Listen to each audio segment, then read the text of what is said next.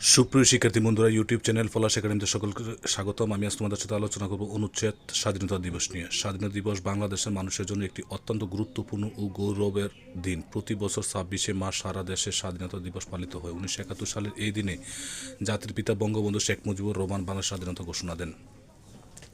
এরপর শুরু হয় মহান মুক্তিযুদ্ধ। দীর্ঘ 9 মাস রক্তক্ষয়ী যুদ্ধের মাধ্যমে অসংখ্য শহীদের আত্মত্যাগের বিনিময়ে আমরা স্বাধীনতা অর্জন করি। স্বাধীনতা দিবসে সারা দেশে নানা কর্মসূচির আয়োজন করা হয়। জাতীয় স্মৃতিসৌধ ফুল দিয়ে শহীদদের প্রতি শ্রদ্ধা জানানো হয়।